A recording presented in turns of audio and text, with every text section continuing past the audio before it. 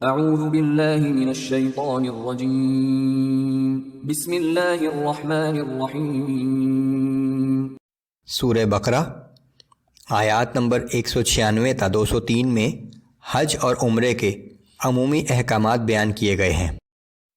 اعوذ باللہ من الشیطان الرجیم وَأَتِمُّوا الْحَجَّ وَالْعُمْرَةَ لِلَّهِ فَإِنْ أُحْصِرْتُمْ فَمَا اسْتَيْسَرَ مِنَ الْهَدْيِ وَلَا تَحْلِقُوا رُؤُوسَكُمْ حَتَّى يَبْلُغَ الْهَدْيُ مَحِلَّهُ، اور حج اور عمرے کو خاص اللہ کے لیے پورا کیا کرو، پھر اگر تم راستے میں روک دیے جاؤ تو قربانی کا جو جانور بھی میسر ہو پیش کر دو، اور اپنے سروں کو اس وقت تک نہ منڈواؤ جب تک جانور اپنی قربانی کے مقام تک نہ پہنچ جائے۔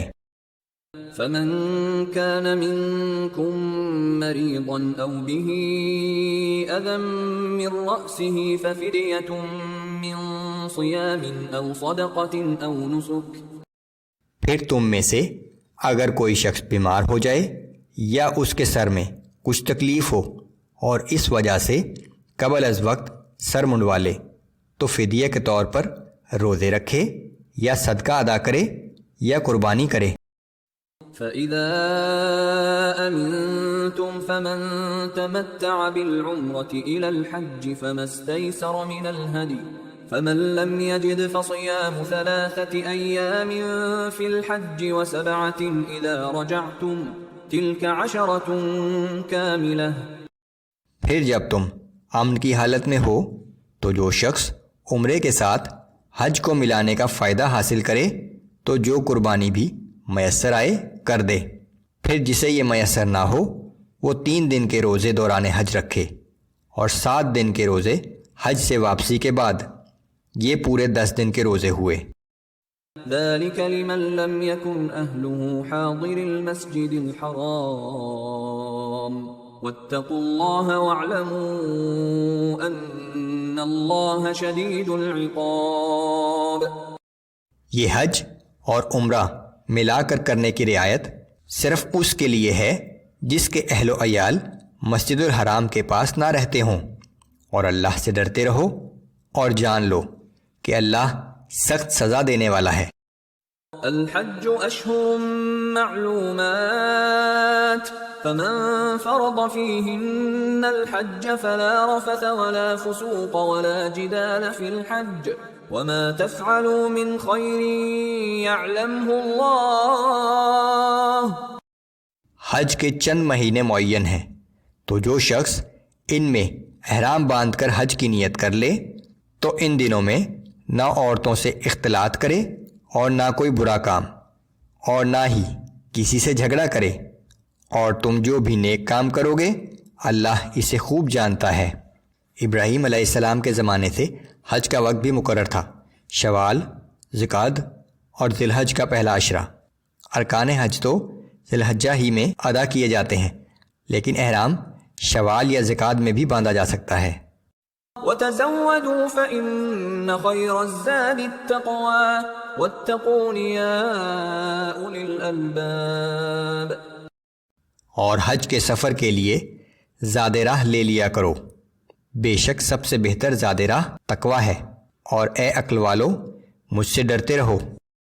لَيْسَ عَلَيْكُمْ جُنَاحٌ أَن تَبْتَغُوا فَضْلًا مِّن رَّبِّكُمْ، اور تم پر اس بات میں کوئی گناہ نہیں کہ اگر تم حج کے دوران اپنے رب کا فضل بھی تلاش کرو۔ فَإِذَا أَفَضْتُم مِّنْ عَرَفَاتٍ فَاذْكُرُوا اللَّهَ عِندَ الْمَشْعَرِ الْحَرَامِ وَاذْكُرُوهُ كَمَا هَدَاكُمْ وَإِن كُنتُم مِّن قَبْلِهِ لَمِنَ الضَّالِّينَ۔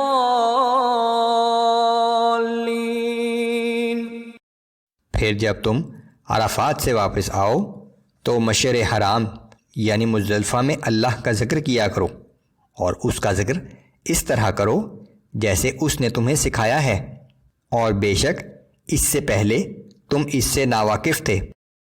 ثم افیضوا من حیث افاض الناس واستغفروا اللہ ان اللہ غفور رحیم۔ پھر اس کا خیال رکھو کہ تم بھی عرفات میں وہیں سے جا کر واپس آیا کرو جہاں سے سب لوگ واپس آتے ہیں، اور اللہ سے معافی طلب کرو، بے شک اللہ نہایت بخشنے والا مہربان ہے۔ مشرکین مکہ کی حج کے معاملے میں ایک اور بدعت یہ تھی کہ وہ عرفات نہیں جاتے تھے۔ ان کا کہنا تھا کہ مکہ کے رہنے والوں کے لیے عرفات جانا ضروری نہیں ہے۔ اس آیت میں اس بدعت سے منع فرما دیا گیا ہے۔ فَإِذَا قَضَيْتُم مَّنَاسِكَكُمْ فَاذْكُرُوا اللَّهَ كَذِكْرِكُمْ آبَاءَكُمْ أَوْ أَشَدَّ ذِكْرًا۔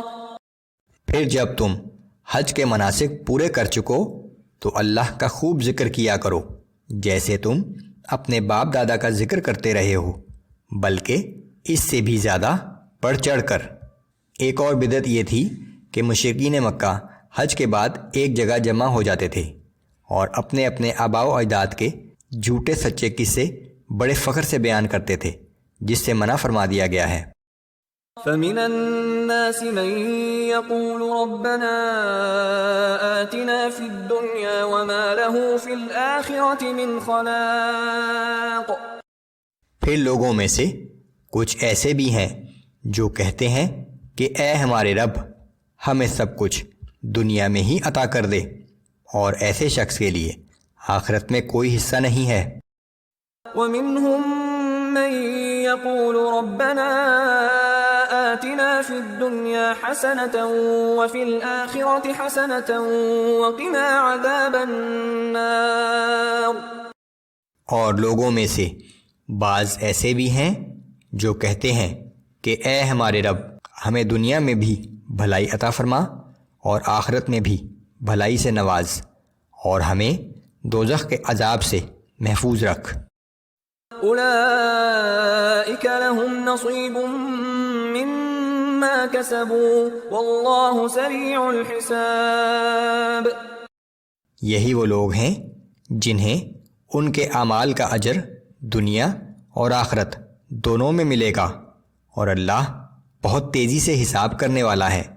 اس دنیاوی زندگی کا اصل مقصد آخرت کی تیاری ہے۔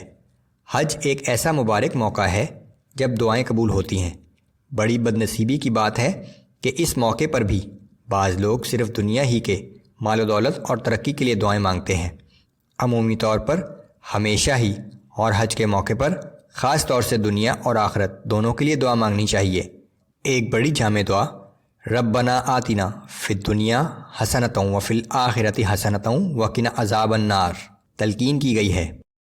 واذکروا اللہ فی ایام معدودات۔ اور اللہ کو گنتی کے ان چند دنوں میں بہت کثرت سے یاد کیا کرو۔ فمن تعجل في يومين فلا إثم عليه ومن تأخر فلا إثم عليه لمن اتقى۔